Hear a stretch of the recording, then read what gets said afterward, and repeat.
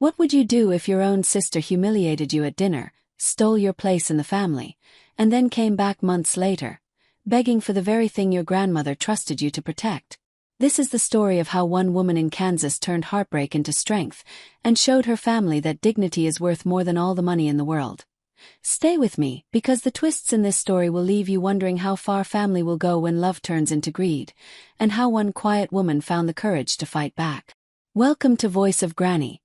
While you are here, please hit the subscribe button and comment where you are watching from.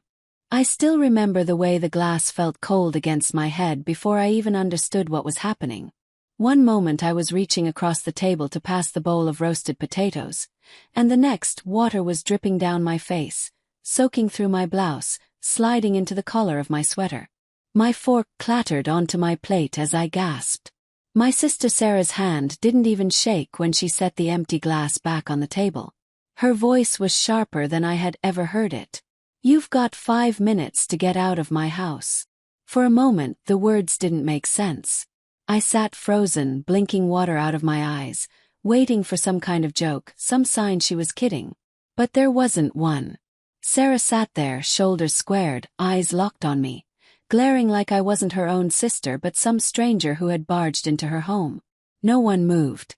The dining room fell silent except for the soft clink of a fork sliding against a plate.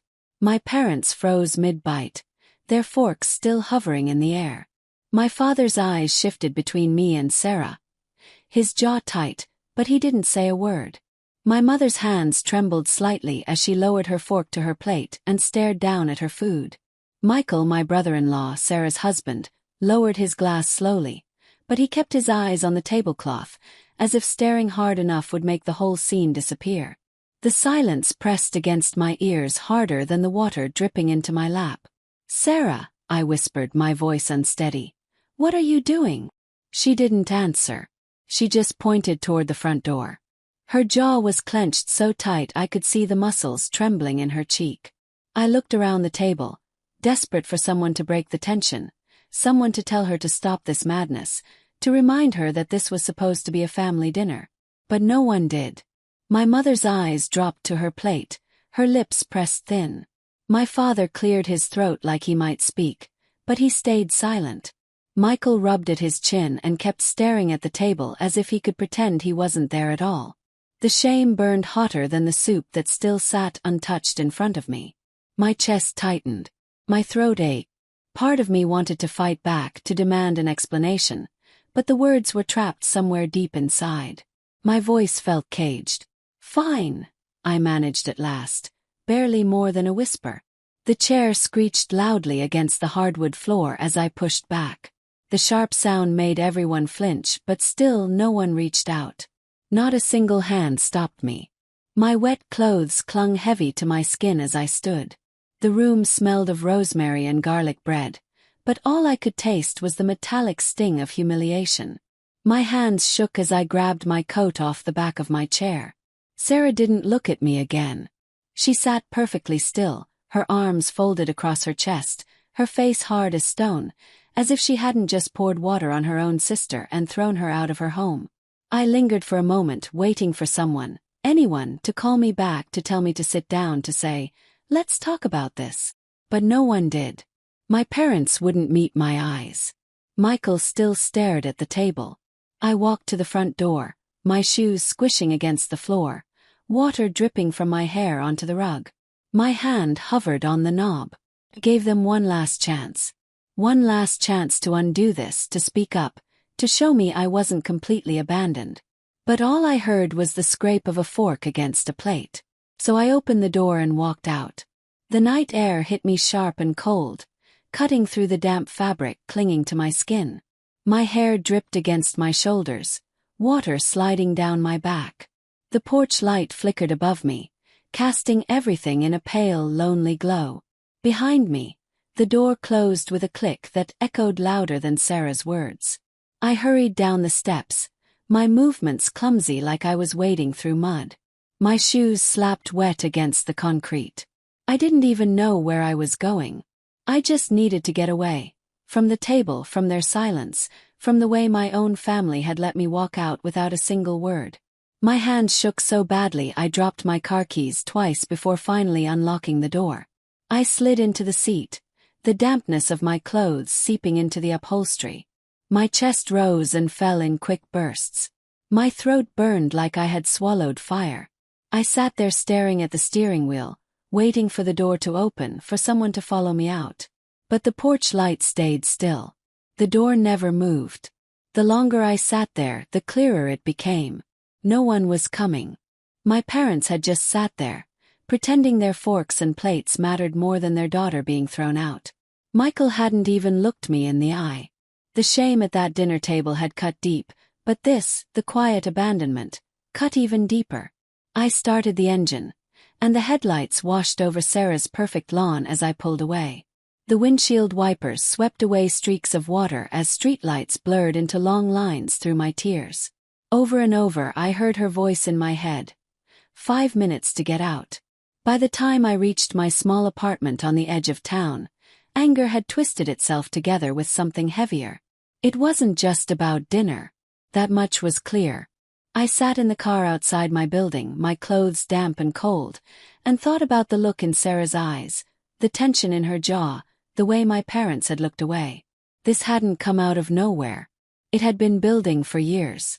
I thought back to childhood holidays when Sarah rolled her eyes if someone praised me.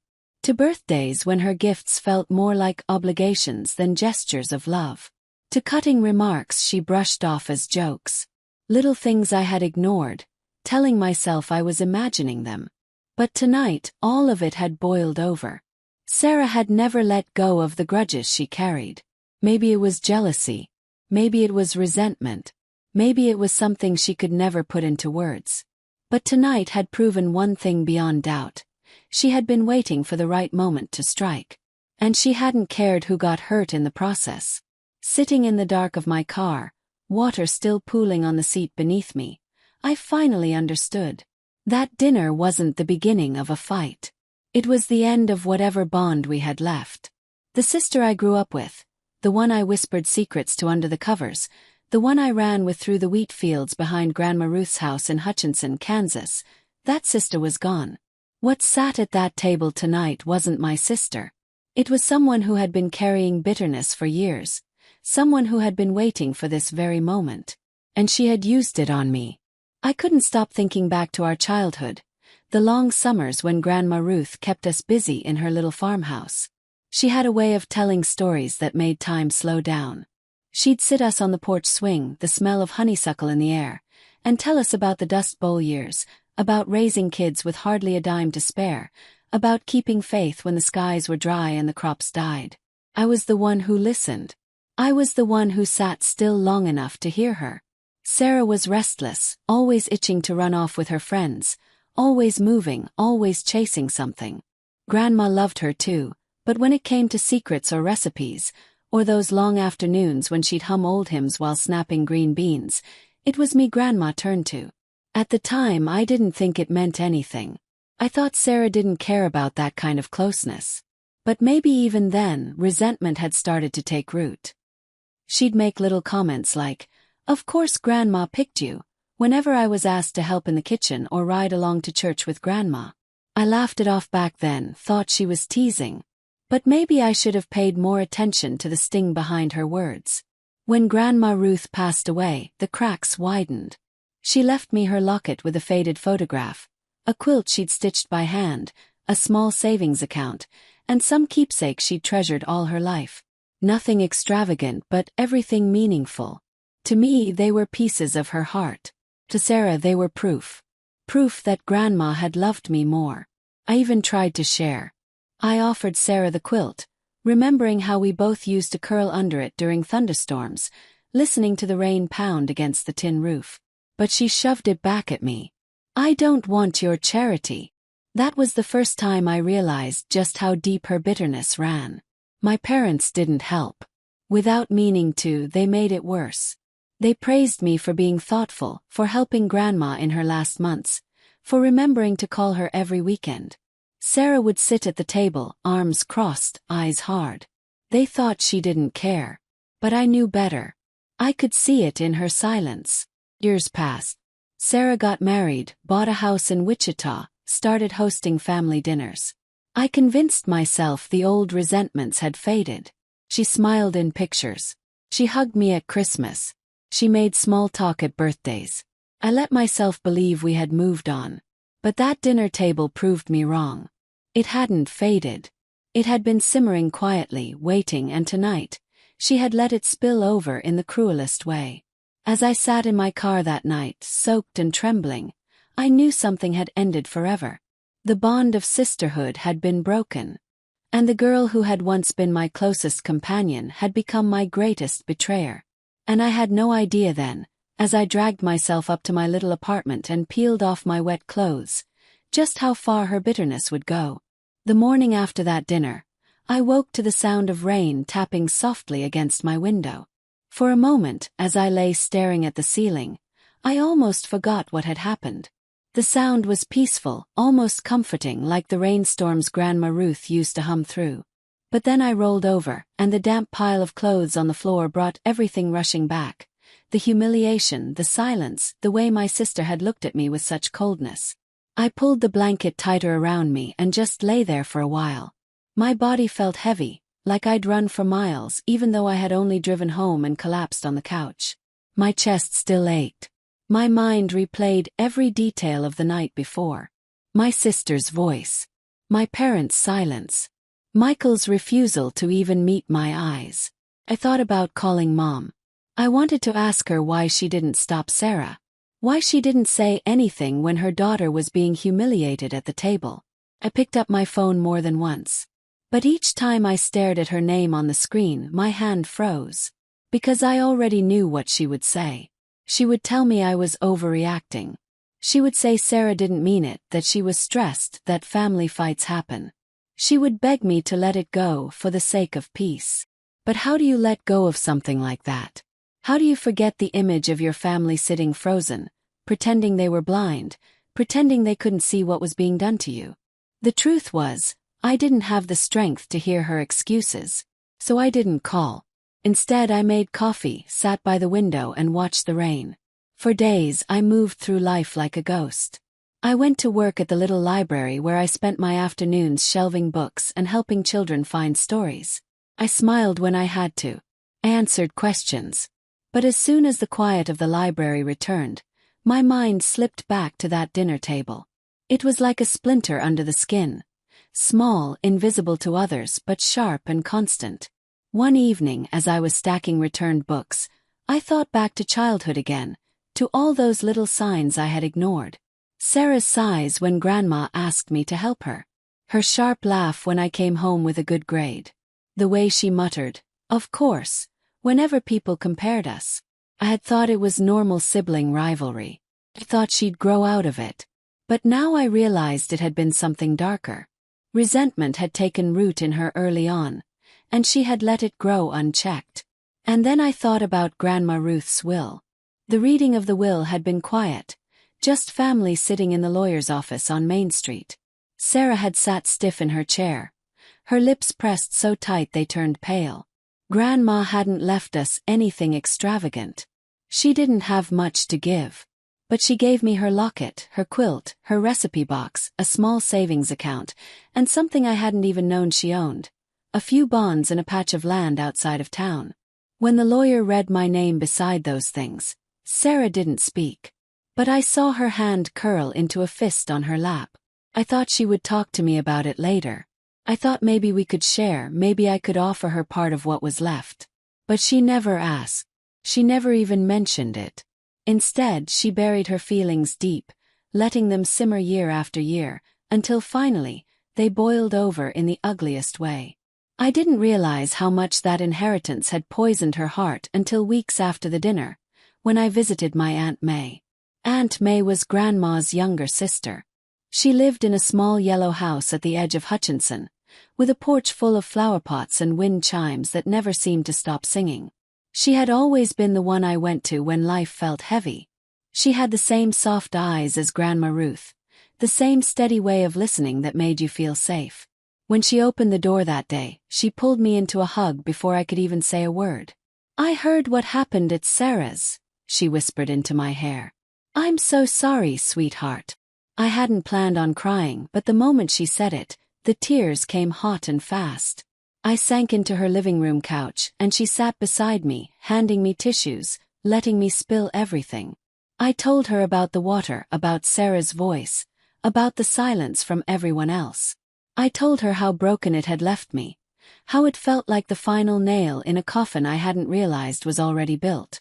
Aunt May listened quietly, nodding, her hand resting gently on mine. When I finally fell silent, she sighed. You know, Emily, she said softly, Sarah has been holding this inside for a long time. Longer than you think. I frowned. What do you mean? Aunt May leaned back, her gaze drifting to the window where the wind chimes swayed. Sarah found out about the land before the will was even read. One of Grandma's neighbors mentioned it, and she realized Ruth had already told the lawyer it was going to you. She carried that knowledge for months before Grandma even passed. I sat stunned. She knew. All that time. Aunt May nodded. She knew. And it ate her alive. She thought it meant Ruth didn't love her. She thought it was proof she'd always been second best. I pressed the tissue to my face. But it wasn't about love. It was about trust. Grandma gave me those things because she knew I'd take care of them. She knew I'd keep her recipes alive, keep the locket safe, hold on to the land. I know that, Aunt May said gently. You know that. But Sarah couldn't see it. All she saw was a comparison. All she saw was a choice, and she wasn't the one chosen. The words sank heavy in my chest. So all this time, while I thought Sarah and I were mending, while I thought family dinners and birthday gatherings meant we were building a bridge again, she had been sitting quietly with that poison inside her, letting it harden. She wanted to hurt you, Aunt May said softly. And she chose that night to do it. Closed my eyes. The image of her face that night came rushing back, her jaw tight, her eyes filled with something I couldn't name. It hadn't been a sudden outburst. It had been planned, calculated. She had been waiting for that moment. And the silence of everyone else had only made it worse. For weeks after visiting Aunt May, I carried those words around like stones in my pocket. Heavy, unshakable. Every time my phone buzzed with a family group text, I ignored it. Every time my mother called, I let it ring. I couldn't face them yet. Not when their silence echoed louder than Sarah's words. But in that silence, I started to learn something about myself. I learned how to sit in my own apartment without feeling lonely. I learned how to take long walks through the wheat fields outside town, breathing in the wide Kansas sky, reminding myself there was still beauty in the world even if my family had failed me. I learned to find comfort in the small things, stacking books in order, brewing tea, reading old letters from Grandma Ruth that I had tucked away. It was during those quiet evenings, sitting with a blanket wrapped around me and one of Grandma's letters in my hand, that I began to realize something important. Sometimes family betrays you not in big storms, but in small silences. Sometimes the deepest wounds aren't from the words shouted at you, but from the words left unsaid. And Sarah's silence all those years, her refusal to speak her bitterness, her choice to let it fester, had turned her into a stranger. But if she could choose silence, then so could I. I didn't need to shout, didn't need to fight, didn't need to prove myself. My silence would be different. Mine would be the silence of strength, of stepping back, of refusing to be dragged into the pit she had dug for herself. I couldn't forgive her, not yet, maybe not ever. But I could choose not to let her hatred rule my heart. And that choice, though it felt small, was the first step toward freedom. What I didn't know then was that Sarah wasn't done. Her bitterness hadn't finished its work.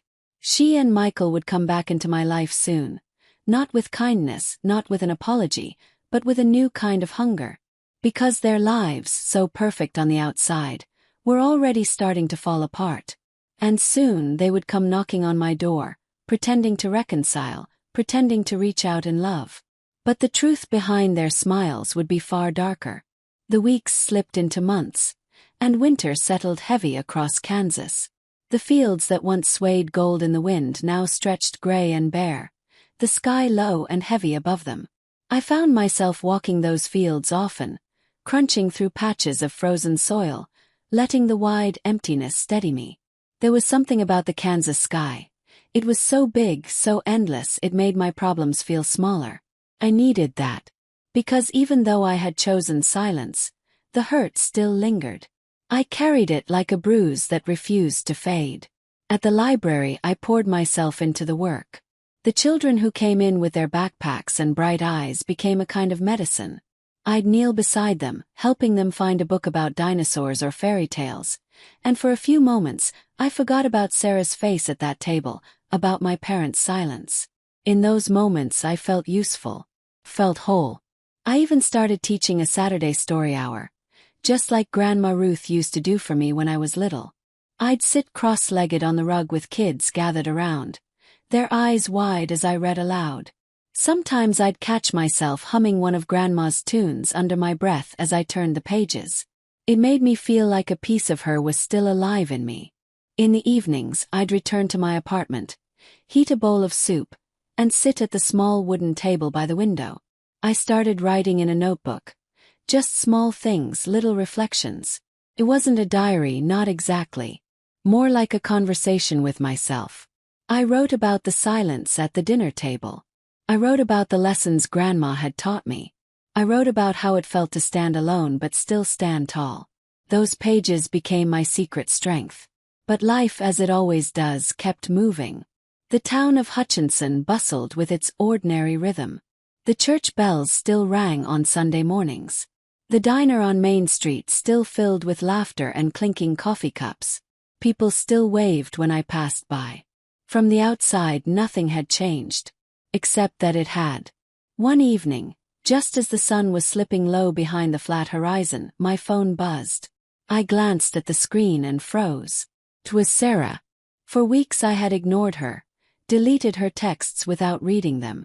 But something in me hesitated this time. My finger hovered above the button before I finally swiped it open. Her message was short. "Can we talk?" My chest tightened. I stared at the words for a long time. Part of me wanted to throw the phone across the room. Part of me wanted to reply with all the hurt I had been carrying. But another part of me, small, cautious, curious, just sat in silence. I didn't answer. The next day she called. I let it ring until it stopped. Then again the next evening. And again after that. After the fourth call, I finally listened to the voicemail. "Hey, Em," her voice said, softer than I remembered. I know things got out of hand that night. I shouldn't have lost my temper. I've been thinking a lot about Grandma, about us. I don't want to fight anymore. Can we start over?" The words might have sounded sweet to someone else. But to me they felt heavy, calculated. Sarah's voice was smooth, but not genuine. There was no trembling, no real apology, no admission of what she had done. Just a vague excuse wrapped in honey. Still, I saved the voicemail. Something in my gut told me I might need it later. Aunt May called the next day, her voice steady as always. "Emily, honey, I think Sarah's in trouble." My heart sank. "What kind of trouble?" "The financial kind," Aunt May said. "Michael's business isn't doing well. They've been living bigger than they can afford. The cars, the house, the vacations, it's catching up with them. I heard from a friend at church that they're behind on payments." I pressed the phone tighter to my ear. Suddenly, Sarah's sudden interest in reconciliation made more sense. "She doesn't want peace," I whispered. "She wants money." Aunt May sighed. "I think you're right. Just be careful, Emily.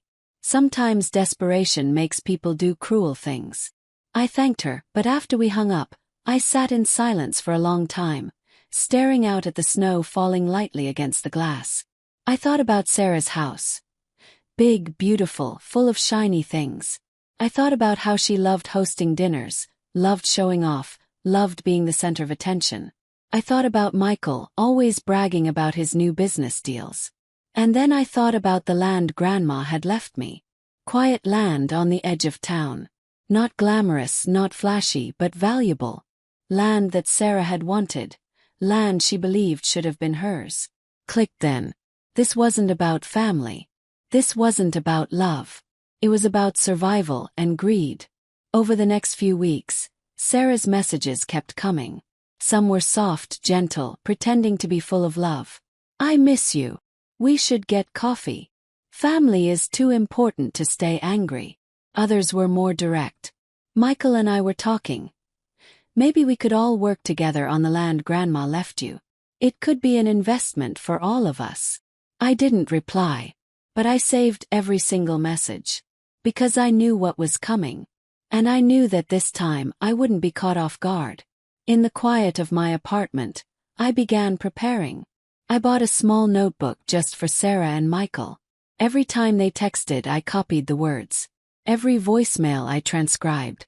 Every call I answered, I recorded in detail. I wasn't sure yet what I would do with it all, but I knew I needed it. Because I could feel it, the storm building on the horizon. And when it finally broke, I wanted to be ready. In the meantime, I kept living my quiet life. I showed up at the library. I walked the fields. Cooked simple meals. I wrote in my journal. Piece by piece, I rebuilt myself from the inside out.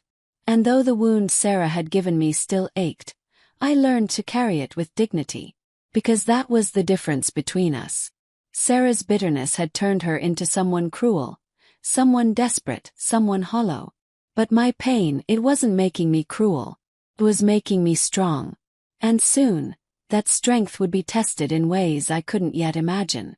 Because Sarah and Michael weren't about to give up. And when they came knocking on my door, I would have to decide how far I was willing to go to protect what Grandma Ruth had entrusted to me. The first time Sarah and Michael showed up at my apartment, I wasn't surprised. I had just gotten home from the library, my arms full of returned books, when I saw their car parked out front. It was the same silver SUV Sarah loved to show off, though the shine had dulled, and I noticed a crack in the rear bumper. They were leaning against it, waiting. Sarah's arms were crossed, her expression unreadable. Michael was scrolling on his phone, tapping his foot impatiently. My stomach tightened. I thought about driving away, circling the block until they gave up. But something inside me, steady and stubborn, told me not to run. This was my home. I had nothing to hide. I parked, gathered my things, and walked slowly toward the door. Sarah straightened, forcing a smile. Emily. Finally. Hi, I said quietly, unlocking my door. Michael slid his phone into his pocket and gave me a quick nod. We were in the neighborhood. Thought we'd stop by. I didn't invite them in right away. I let them stand there, awkward in the cold, until Sarah shifted uncomfortably. Can we come inside? It's freezing out here. I hesitated for a moment before opening the door wider. Fine. A few minutes. They stepped in, bringing with them the faint smell of expensive cologne mixed with coffee. My apartment was small, plain, nothing like Sarah's polished house. I saw her eyes flick across the worn couch, the thrift store coffee table, the stack of books by the window. She didn't say anything, but the faint curl of her lips told me she noticed. I set my keys on the counter and turned to face them. What do you want? Sarah pressed her hands together, trying to look calm. Look, I know things have been tense. That night at dinner, I went too far. Sorry. I don't want us to be like this. We're sisters. Her voice was softer than it had been in months, but there was something practiced in it, something too smooth. Michael stepped in quickly, his tone cheerful, almost rehearsed. Yeah, family fights happen. But family is family, right? We should stick together. Especially now. I stayed silent. Sarah glanced at him before continuing. We were thinking. Grandma left you that land, right? Just sitting there. Could be worth a lot if someone invested in it. Michael has some business contacts. If we work together, we could all benefit. It'd be good for the family. There it was. The truth behind the smiles. I leaned against the counter, my arms folded. The land isn't for sale. Sarah's smile faltered. We're not saying you should sell it. We're saying we could build something there. Partnership. It would honor Grandma's memory.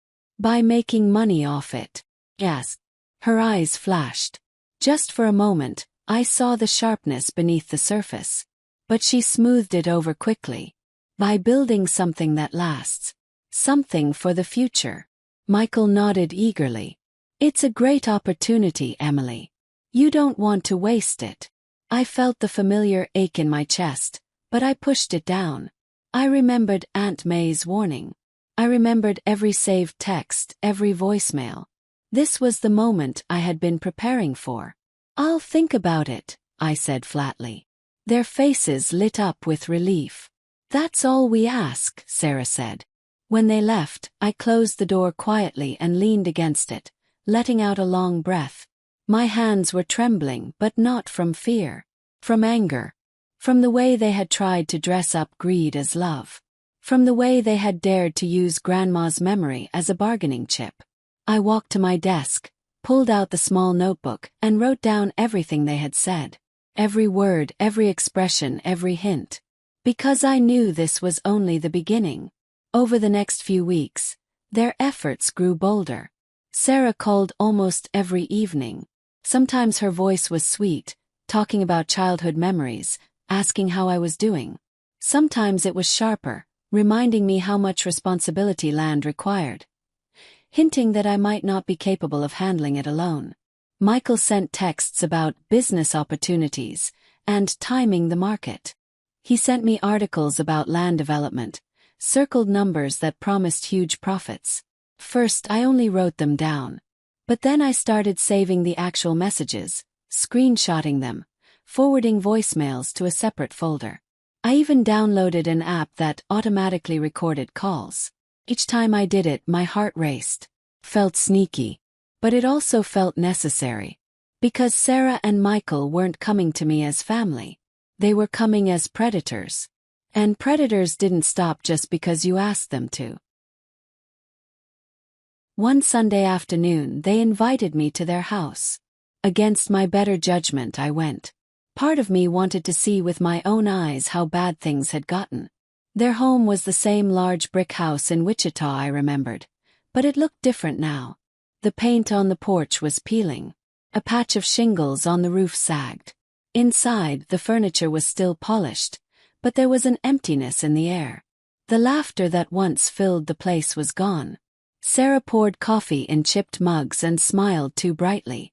Michael spread out papers on the table. Charts, contracts, proposals. If you just sign here, he said, tapping a line, we can get started. You won't have to lift a finger. The returns will be incredible. I glanced at the papers. At the bottom was a line that would give them control over the land. I looked up slowly. You expect me to sign this? Sarah's smile wavered. It's just a formality. It's giving you ownership. It shifted. Temporary ownership. Just for business purposes. Michael leaned forward, his voice low.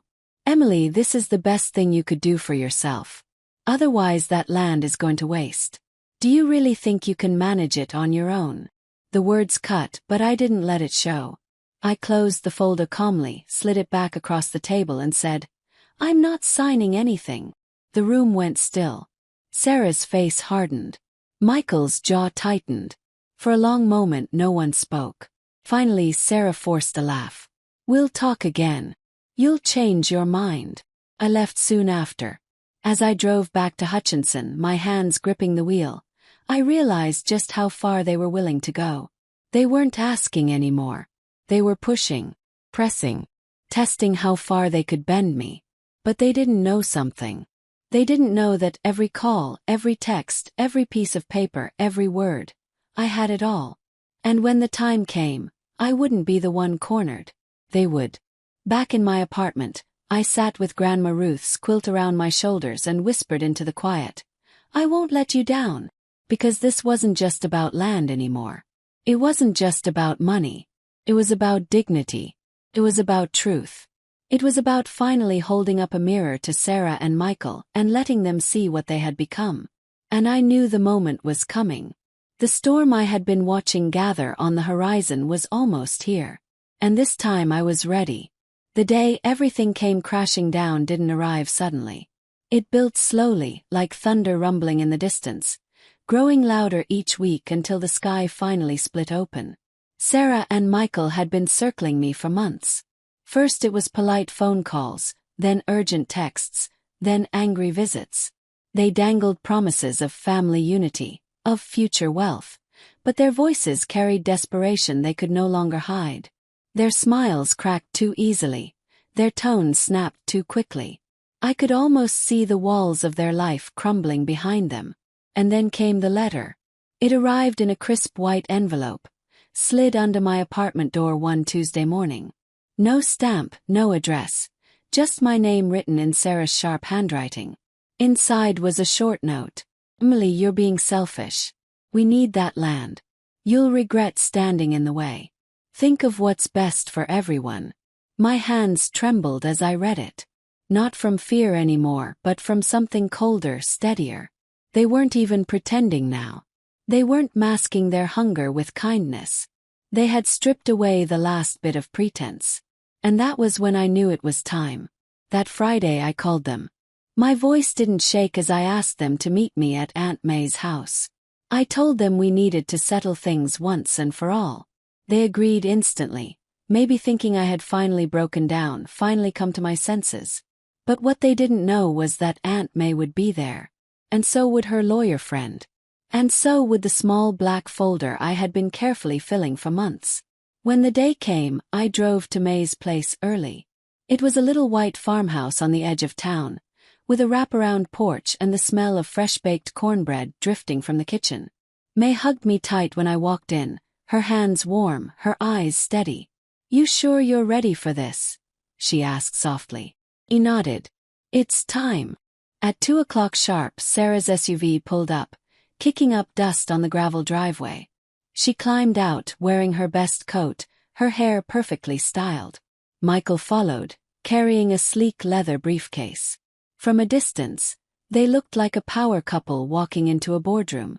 But up close, I saw the lines of stress etched around their eyes, the nervous twitch in Sarah's jaw, the way Michael's tie was knotted too tightly. "Emily," Sarah said as she stepped inside, her voice bright, almost triumphant. "I knew you'd come around." I didn't answer. I just gestured toward the living room, where Aunt May sat in her chair, and beside her Mr. Davis, a lawyer in a plain gray suit, held a stack of papers. Michael hesitated when he saw them, but Sarah brushed past, settling on the couch with a confident smile. "Good. We can finally talk like adults."